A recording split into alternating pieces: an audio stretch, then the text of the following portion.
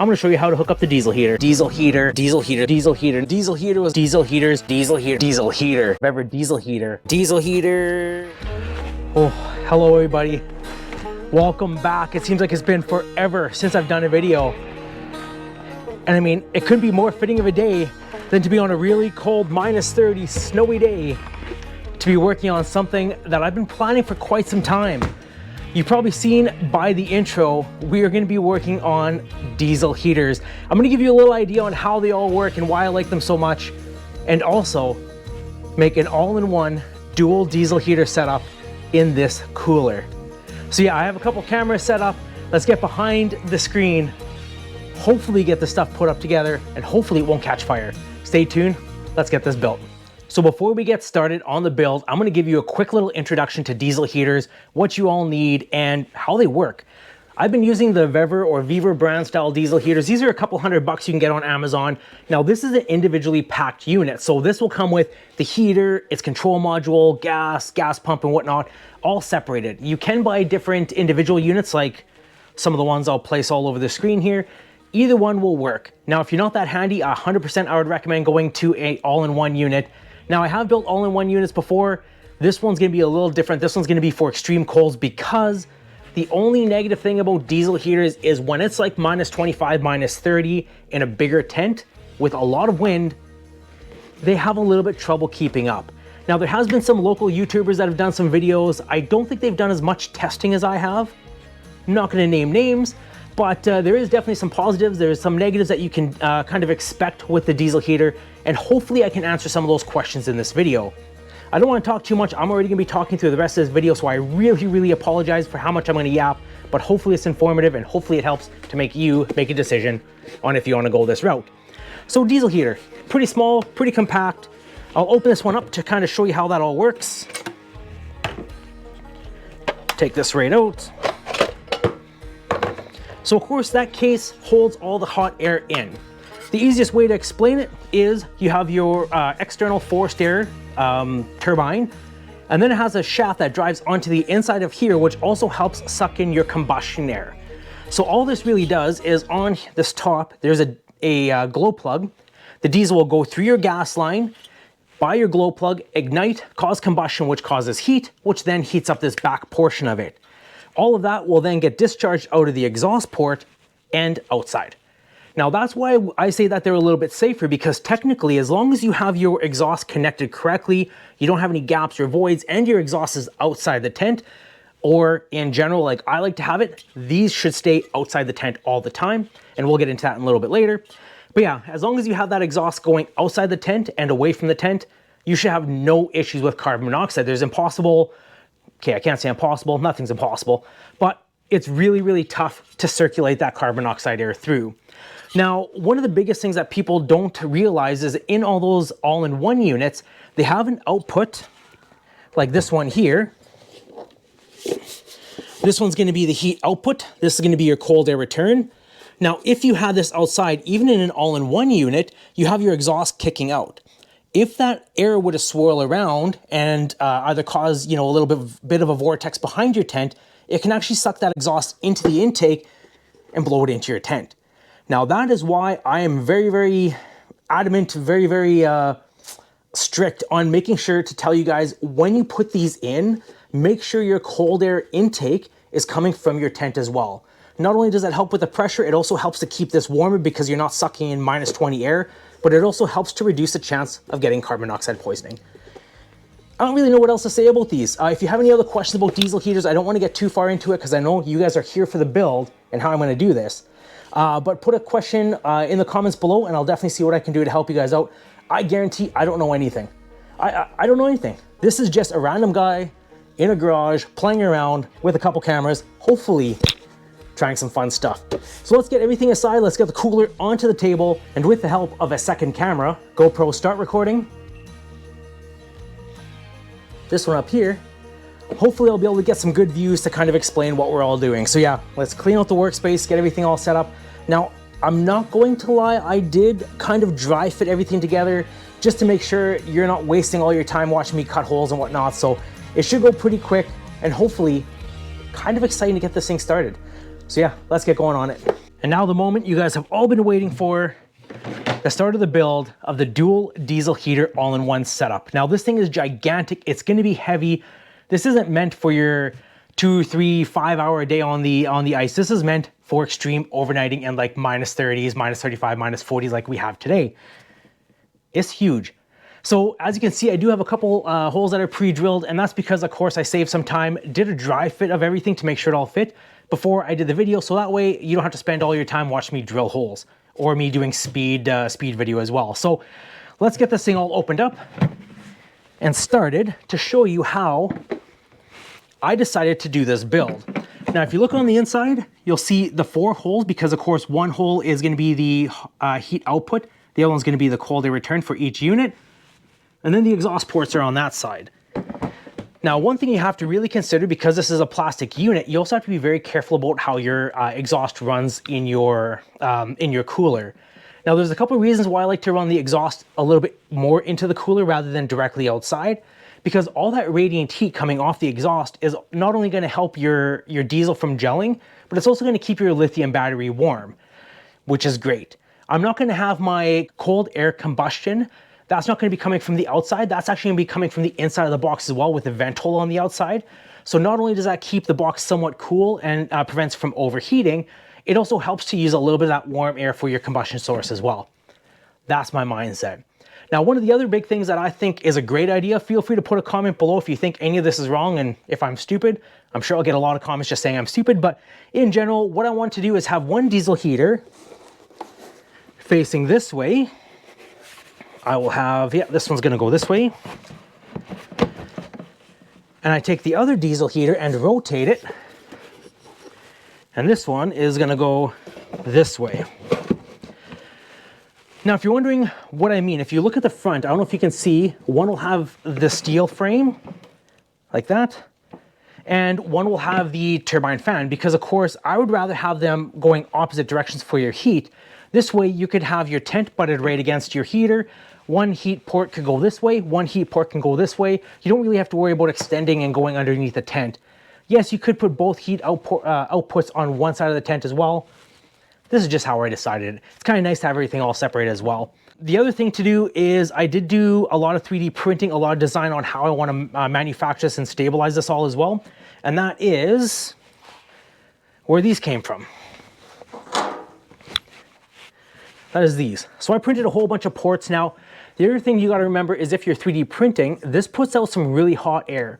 So what I tried to do is eliminate the contact on the heat output side against the actual 3D print. So that way the tube itself, the insulated tube, won't actually cause this to melt. So with these inserts, one is going to be a straight through. It doesn't have a lip on it. And the other one is going to have a slight lip on it. Now, the reason why I want that lip is when I take my venting, this is going to stop it from pushing too far in, and it's also going to create that little insulation barrier in between your 3D print and your sidewall. So you got to make sure this one will go on the heat output of this one here. They kind of just jam in, and they are really tight, so it is a little bit of work to do. Make sure that's nice and straight. There we go. How's that look? And then this one will go on this side. And of course, we'll complete the exact same on the other side. I probably could have saved a little bit of time by not making them so tight. That way they would just slide in. But I wanted everything to almost compress in itself just to make sure it's as tight as possible so I'm not getting any heat loss.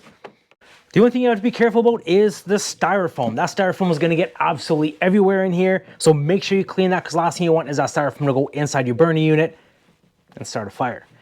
So with that being completed, now if you look at the top screen here, you got to figure out how you want to do your wiring. So this wiring is going to go straight across. Well, that one I'm not concerned. This one here is going to be coming along this side. So that's going to fit perfectly. Now this is resting directly on top. Is that going to work? I don't know. Eventually what I could do is put a couple brackets on the bottom as well. That's going to kind of give a little bit more support, but I'm not planning on absolutely tearing this thing apart, throwing it down a hill or stairs, so not super concerned with that. So the next thing we have to do is put in our exhaust ports. So one mistake you can see right off the hop is that I should have had this all switched around when I first started cutting. I didn't think of that because, of course, the exhaust ports were some of the last thing I did. I didn't realize that this handle would get in the way. So yeah, comment below, because that's a stupid idea. You could rotate this whole thing. It would work perfectly as well. Now, one thing you can do is go on Amazon. Of course, I'll have a link in the description below for all this as well. These are exhaust ports, through hull exhaust ports. These are really, really good, because this is not only going to help keep your exhaust cool on the surrounding area, it's going to help prevent this thing from catching fire. I do know this for sure because I've used one of these in my other cooler build and I've never had an issue with it. Now, these do come with some screws, some rubber washers, and a steel backing. Easiest way to install it, you take one of your ports, put your rubber washer on here, line it all up. There we go. This will go in one side. Take the other washer, put that on, and there we go. All right, so once those are on, we'll head up to the upper camera. Hopefully you can see it on this camera here as well. I'll kind of do split screen here and there, but you want to take your secondary washer, your rubber insulator, put that on. Same thing, it just protects the inside. And then you want to take your steel backing plates, put those on, and then you can screw everything together. And then once you're done, just make sure you clean everything out of the cooler as well, because of course you'll get a whole bunch of little remnant plastic pieces stuck in there, and they don't have to be super tight, just tight enough. And of course, now you're going to notice that even though those are secured in, I haven't secured any of the actual ports for this yet, because you want to make sure you can adjust your heaters as you're working on them. And this is where it becomes probably one of the toughest parts. The exhaust. I normally get a lot of flack for having bends and turns in them. The big thing with exhaust, you want to make sure that they're angled down so any kind of condensation can drip out of them. The other thing is you want to make sure they're properly sealed, because anytime that there's a leak in here, there is a possibility of that exhaust going through your box, getting sucked into your cabinet, and then going into your tent. Now, I had to figure this out. So if I were to go, actually, we'll do the top camera.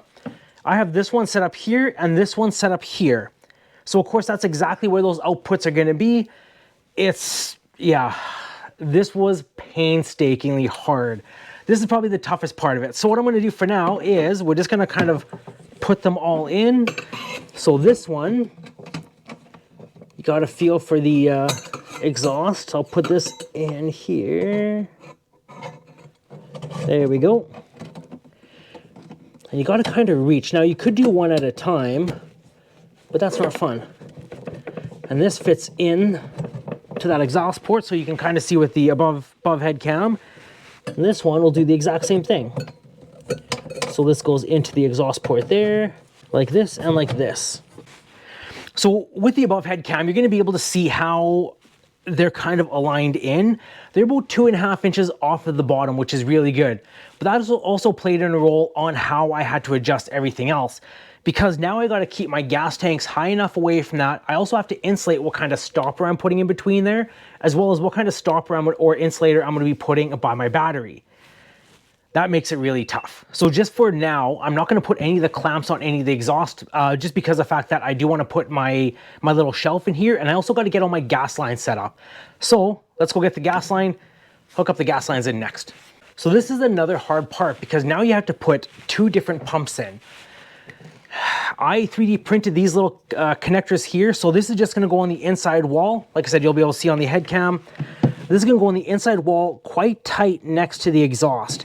That should be okay. I'm not super concerned with the heat distribution, because I will eventually be wrapping these as well. But for now, let's install the fuel pumps. Now, also with the fuel pumps, you have to take in consideration which way the wire is facing. The wire is always up. So you want the fuel inlet to come in from the bottom, and you want this around a 45-degree angle. The reason why you want that at an angle, if you have it flat, there's a possibility of getting air bubble in there, and it can actually wear out your pump. You also don't want to have it straight like this, because it puts a lot of pressure, and it can also cause that air cavitation that's in there. This is what they say. This is what the manual say. I have no idea if it's right or not. So let's put these in. I said, I don't know if you'll be able to see it on the head cam or the overhead cam, but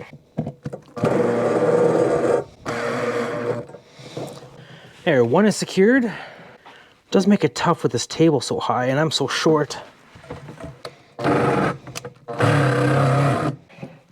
And there you go. With the above head cam, you can kind of see how that they're installed there. Now, what I usually will do, and this is the reason why I don't want to screw anything in yet, is you want to take your fuel line, Attach a fuel line to where you think it's gonna go, like you can feel underneath which where your fuel input is. Kind of attach it to there, give yourself some slack because you are gonna wanna attach this to the side wall. The reason why is because if this stuff is pretty flexible, if this is moving, you don't want this to touch your exhaust. You wanna make sure it's pretty clean and free from all that. So what I'll probably do is just remove this front diesel heater here, take off this exhaust, and then I'll wire one gas line, and then I'll wire the other gas line this way. So what I'll usually do is I'll attach it to the actual fuel line. So if you guys don't know which one the fuel line is, and which one's the exhaust and which one's the intake, if you look here, this has two different outputs. Now the one by itself is gonna be your exhaust. The one that has your fuel line close to it is gonna be your intake. So you want your fuel line attached to this little hose here. And with the help of some of these little sticky connectors, like these ones are just like 3M aluminum connectors, that'll help keep your gas lines away from touching anything. So you just take these, take off the tape, and of course, once I'm done, I will give you a good idea on how this all is as well. There we go. With the overhead cam, you'll kind of see how it kind of goes away from the exhaust on this one. So now, what I'll do is, because this one's pretty much fully connected, it has the exhaust port and everything, we're gonna go get some clamps, we're gonna clamp up that whole exhaust system, and then we'll be ready to install the second one. And in these kits, they come with a whole bunch of extra stuff, like clamps and whatnot. They actually do have some exhaust brackets that you can use as well, but I will take all these clamps out and attach all these to that one exhaust system. So the easiest way I like to do it is take the whole exhaust system out, because we already know how it's gonna sit, like this, and then attach my hose clamps. So this one's probably the easiest one to do, but when you put your other one on, because it's right next to your diesel heater, it's gonna be tough to reach. Make sure your screw's on this side. And the other thing you can't forget is to put one on this side as well, screw facing up, so that way you can attach it to your exhaust port. So now we have this diesel heater pretty much finished. We could attach this, the two brackets right now. We're gonna leave that for a little bit. Next one we'll do is, we'll grab the gas line, attach it to the top here. Now we have that one, now we can install the other one back in. Okay, with that one installed, now we have to do the exact same thing with this exhaust. And with the overhead cam, I'll see if I can kind of give you a little bit of a look like that. It's really hard to show just because everything's so tucked in there, but yeah, now the pumps are away from the exhaust, which means that they're gonna stay nice and cool. They're not gonna melt or anything like that. This gas line can resist quite a bit of heat, but of course you don't want them anywhere close. If you can get them as far away from the exhaust as possible, that's the best case scenario. Now this next portion is where I'm gonna get a lot of comments being like, this is stupid, this is homemade, this is like hillbilly stuff. You're 100% right. It is absolutely every single one of those. Now, I built a little aluminum frame. This is gonna go on top of my exhaust. And what that's gonna do is that's gonna create a heat barrier between the exhaust going up to my gas tanks as well as my battery. Now, the only way you can really do that is by adding a metal base to it. And I didn't really just want the metal because metal transfers a lot of heat pretty quick as well.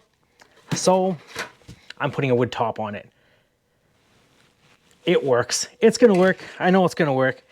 So what we'll do is we'll kind of line this all up. The easiest way to do this is make sure everything's kind of put together the way it's supposed to be, kind of like this. And then I'll jam it in there because it is a really tight fit. Now, the one thing I want to do is I need to get my gas tanks. These are just the factory gas tanks that comes in. And the reason why I want to do this is this way you can buy two different kits and you don't have to worry about buying anything separate. This one will fit here. This one will fit here. Put them in very lightly because what you have to do now is adjust this bottom so these lids fit totally flush with this line, if that makes sense. So even though I pretty much dry fit everything, once you actually secure everything, it really does adjust it. And that's why I say don't tighten everything in until you really need to. Now you want to make sure this is super secure because not only are you going to have two full gas tanks on it, you're also going to have a battery that's pretty heavy on there as well. So you want to make sure you really secure it. Now what we got to do is put the heat transfer, the specialized Tesla heat transfer metal plate. I don't know if I can use that word or not, but. And then the secondary heat transfer plate and screw it down. You cannot get much more redneck than that. I'm just saying. So now the fun part is you got to go through your gas line. What you want to do is you want to rotate these to make sure these loop to the inside. I have no idea how I can show that. But yeah, you want these to loop to the inside against your wall. So that way when you put your gas tanks in, there's no way that line can ever get closer to your exhausts. And of course you will see two totally different wire harnesses. This is Vever's brand new one. This one's made for garages and stuff like that, which is really good because then you could put your heater in your garage, kind of like what I have on the corner. Have this with all my controller. My one controller is right here. The reason why I leave it lower is because I don't know where I want to install it yet. So this is my controller for my garage heater. That's on a longer wiring harness. And then this one's for an all-in-one unit. So what I'm going to do is I'm just going to attach these and then I'm going to put everything together. I'm going to put the gas lines on the fuel tank and everything, set it all up so I can find out how I can really mount a little box on the inside to control some of this, because this is pretty ridiculous. We will take the two fuel tanks, attach the gas hoses to them, diesel hoses to them. I like to make sure my fuel lines are long enough that you can actually do it this way. Otherwise, it's a real pain in the butt. There's a second fuel tank, so you'll be able to see a little bit in the overhead cam as well, kind of how I have that set up. And then, of course, we'll drop our battery in. So now I've got to figure out how I can make a little bit of a holder in this space. Now that's going to control all the wiring and whatnot, and that's also going to prevent any of that wiring from going down and touching the exhaust as well. Like I said, this one will be good enough that it can easily attach the positive and negative on here. I don't want to clip any of these wires because of the fact I may need them in the future, but this one here, when you attach it to the actual gas lines that's in here, and this is where it gets a little tough because you can't really see what you're doing here. These kind of look pretty square, so there's only one way to really attach them. This here will clip the actual the fuel pump in. So for you to remove it, you have to take this little clip out. But for you to put it in, you can just leave it the way it is, reach in. I don't know if you could hear it, but it clicked. Now just magically, I happen to have a little container sitting in my garage that will fit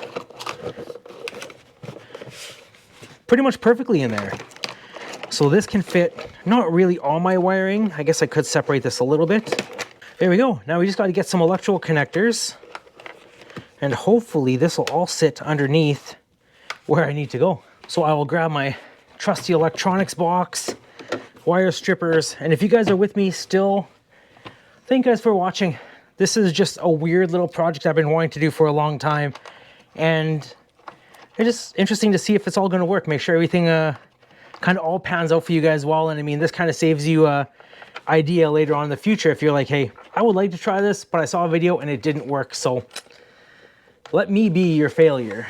Now the big thing with this is I'm not sure how well that battery is going to hold up. That's probably like my only reservation, is when this is started and the battery's kind of depleted, when I run it, what is it really going to do to the voltage?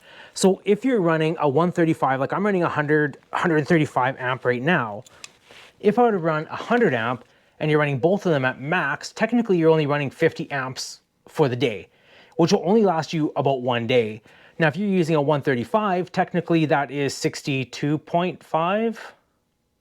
That could be wrong. My math is terrible. So 135 divided by 67. So you're almost having 70 amps. That's not terrible if you're running at maximum output the whole time. But like I said, the only thing I don't know is the draw going to take away more power because it's consistent higher voltage per watt hour? I need to do that like weird mathematical thing that's in the air here, but if any of that makes sense. And honestly, if this doesn't work, cool, not a big deal. It's snowy, it's minus 30, I'm not going fishing, so I might as well just be in the garage. Will these light up? Ooh, that one's fancy. The new one's fancy. The old one's pretty dull now compared to the other one. They're both showing 14 watts, which is, or 14 volts, which is good. There we go.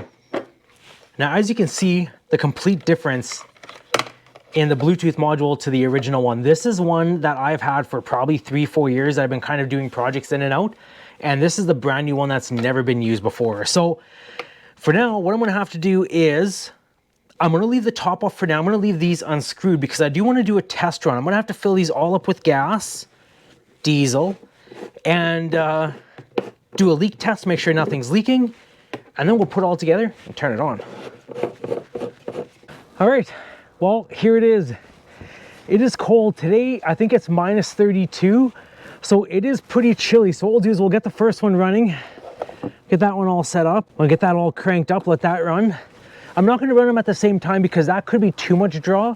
Eventually I might do an actual test on starting them both up at the same time, letting them run, etc., etc. This is just so you can kind of see how it's all gonna work. Of course, on this side, you can kind of see the exhaust hopefully on the camera. If not, that is okay for now. I'll get some good views for you guys in a little bit. All right, so the first one started up. Of course, you'll see that the exhaust coming out. I should have had it turned around the other way for you guys, but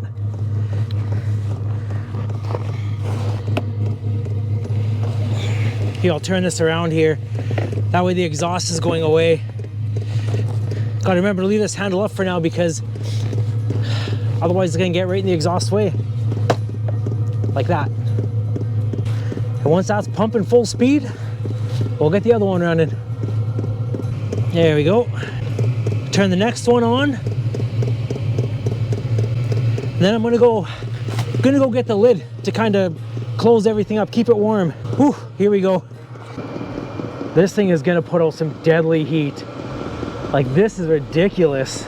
This is awesome. This is awesome. And there you have it, ladies and gentlemen, the birth of the first ever dual diesel heater all-in-one setup, built for some of the coldest climates and some of the coldest overnights you can do, especially in places like out here in Winnipeg, Manitoba, Canada. It is -32 right now. It is blistery cold. My hands are stiff, they're slow to open, but it's good because I have some heat blowing on me from this box. This thing sounds like an absolute jet engine right now because I have no mufflers on it. All the heat outputs are just blowing on top of me, so I apologize for that. But one thing I don't hear is the clicking. I did put a little bit of rubber insulator in that, so that made a big difference. Unfortunately, as you can see, we're running out of daylight and I won't be able to do any testing today, but make sure you guys stay tuned because you're gonna see us on a video real soon. Other than that, go try some new stuff, experiment with different products, go try some other stuff. I'm gonna have a link in the description below for everything that I've done, and make sure you guys put a comment below if you guys have any questions. There's been a lot of cold and warm weather coming out through Lake Winnipeg, which has caused a lot of ridges, a lot of people going through. So if you're stuck or you need help, put your flashers on and hopefully someone will go help you out. If not, go check out places like Winnipeg Ice Report, Ice Fishing Manitoba, Manitoba Greenbacks. All those places are great places to make sure you get on and off the ice safely. And with that being said, thank you guys very much for staying tuned. Thank you guys very much for watching. Until we catch you again, keep it real. Stay tuned. This is gonna be a game changer on those cold overnights.